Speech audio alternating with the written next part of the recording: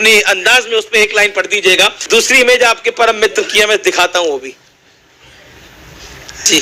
भारतीय राजनीति में कुछ लोग एड्स हैं जी, जिनका इलाज नहीं पैदा हुआ, उनसे बचाव ही उपचार है। मैंने कहा मैं बयान नहीं दूंगा, मैं किसी डिबेट में नहीं जाऊंगा।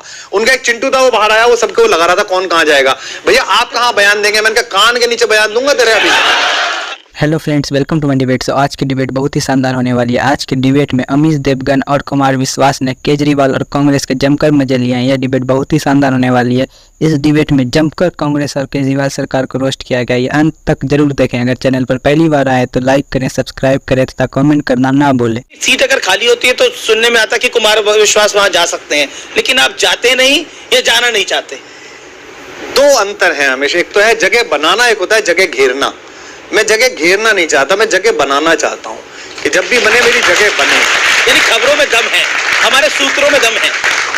आपके सूत्रों में दम है, लेकिन मैं अपनी पार्टी के नेता की तरह इतना ऊंचा नहीं हूं कि मैं मीडिया प्लेटफॉर्म पर उन लोगों के नाम बोलूं जो मेरे पास राज्यसभा ले लेके आते हैं या कहते हैं हमारी ओर से आ जाइए। उनका मैं आभारी हूं। वो दोनों तीनों पार्टियां जो भी आई हैं उनका मैं बहुत आभारी हूं कि उन्होंने ऐसा सोचा मेरे विषय में। मुझे लगता है समय सही होगा, अनुकूल होगा तो हो जाएगा, और नहीं भी होगा तो भी मैं कुमार विश्वास तो मरूंगा ही यार, कम से कम इतना तो। चलिए एक सवाल पूछते हैं। अगर अरविंद केजरीवाल आपको मनाने आते हैं, कहते हैं कि आ जाओ विश्वास, दोस्त हो तुम हमारे और उप मुख्यमंत्री बन जाओ, तो मान जाएंगे कुमार विश्वास? एक तो होता है कि पता ना होना आपके बारे में ना, और एक बात होता है कंफर्म होना। तो वो जो आप कह रहे हैं पहले पता नहीं था, अब कंफर्म है। क्या कंफर्म है? मेरे प्रोड्यूसर कह रहे हैं, जरा पूछिए क्या कंफर्म? कंफर्म ये है कि भारतीय राजनीति में कई प्रकार के रोग हैं। जैसे भारतीय जनता पार्टी है, वो मधुमेह है। आप मेहनत कराइए, दौड़ाइए, उन्हें कराइए, थोड़ा करिए, ठीक स्वस्थ काम करेंगे। होता ना, आपको शुगर हो गई तो दौड़िए, भागिए, पसीना बहाइए, काम है ना, ठीक हो गया। कांग्रेस है, वो भारतीय राजनीति में जितने प्रकार के कुमार्ग पैदा हुए उनकी गंगोत्री है। वो कैंसर जैसा है जी। काट दीजिए, कुछ इलाज कर दीजिए, ट्रांसप्लांट कर दीजिए, ठीक हो जाएगा जी। भारतीय राजनीति में कुछ लोग एड्स हैं जी।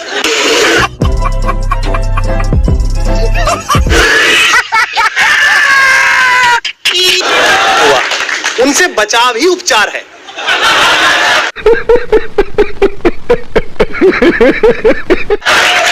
कि आप उनसे बचे रहें कि भैया माफ करिए हमको, हमसे हो गई। केजरीवाल बदल क्यों गए? क्योंकि वो भी सामान्य परिवार से आते हैं, बदल क्यों गए?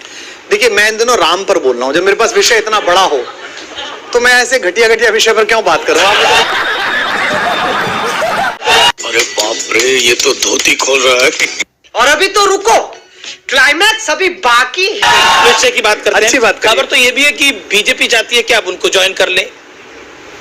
नहीं, इसमें अधूरी खबर इसलिए है कि बाकी और कई हैं जो चाहते हैं मैं उन्हें ज्वाइन कर लूं, और भी बाकी लोग हैं जो चाहते हैं उन्हें ज्वाइन कर लूं। फिर मैं दोबारा दोहराऊंगा कि जगह घेरना और जगह बनाने में अंतर है। पहली भी राजनीति इसलिए नहीं की थी कि राज्यसभा जाना है, इसलिए नहीं की थी कि पार्टी बनानी है, इसलिए की थी कि मुझे लगा एक सकारात्मक परिवर्तन हो रहा है। भारत अपनी विचार के टर्निंग पॉइंट पर है। अगर आज मैं नहीं खड़ा हुआ तो युग मुझसे पूछेगा, इसलिए मैं खड़ा हो गया। हमारे घर से ही शुरू हुआ, हमारे घर में प्लान बना, जहां मैं रहता हूं वसुंधरा में, वहीं मीटिंग्स हुई, शुरुआती वहीं पार्टी का प्लान बना।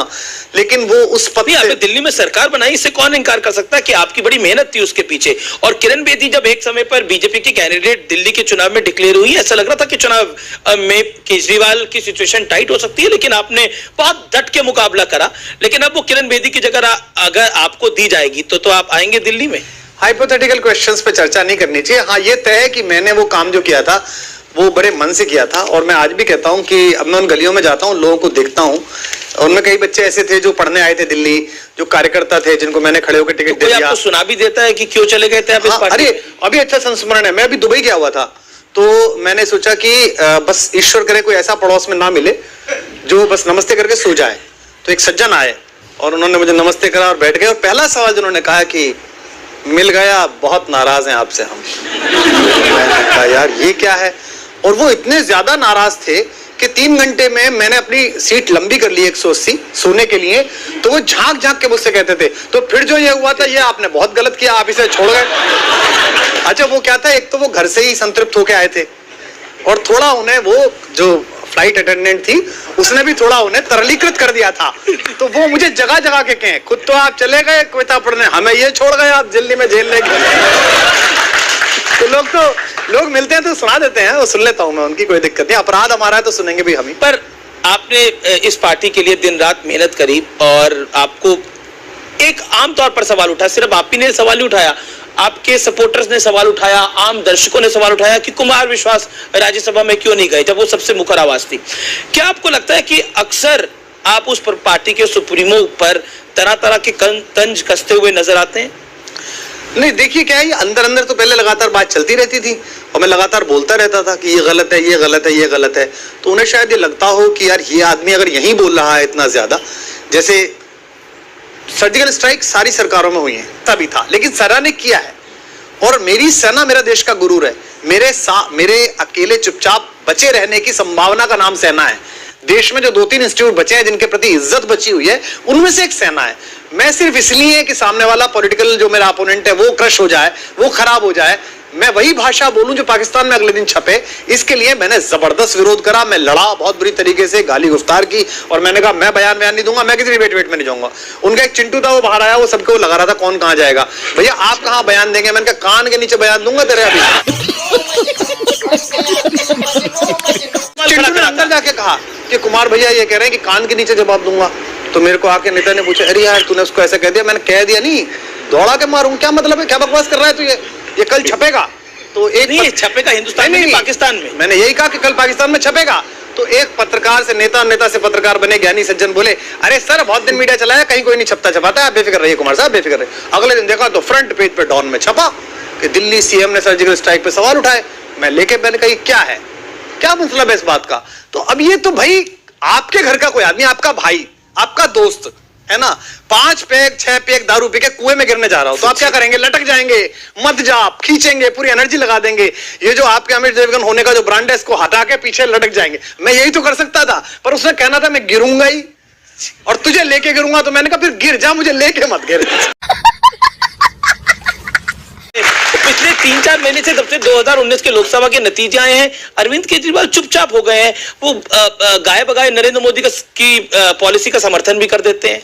ऐसा बदलाव क्यों दिख रहा है आपको? ये तो 6 साल का है, वरना 12 साल लखो भोगली में तो सीधी नहीं होती। आप चिंता क्यों कर रहे हैं? ये तो 6 साल का है। कहीं अभी चुनाव हो जाने दीजिए, जो भी परिणाम अच्छा बुरा होगा वही भाषा लौटाएंगे। मंच पे कवि ने कह दिया कि सरकार चोर है, तो सुबह उसे दरोगा जी ने पकड़ लिया। बोले अच्छा बेटा, 10,000 लोगों के सामने सरकार को चोर कहा, चलो थाने। उसने कहा जी मैंने ये कब कहा था, भारत की सरकार चोर है कि पाकिस्तान की सरकार चोर है? तो दरोगा बोला अच्छा, जैसे हमको पता ही नहीं हो कहा कि सरकार चोर है। तो मैं लिखता हूँ आत्ममुक्त बोना, नीचे उसके 5-6 चिंटू शुरू हो जाते हैं, हमारे नेता को गाली दी, हमारे नेता। अरे मैंने नाम नहीं लिखा भाई, तुम्हें कैसे पता चल गया?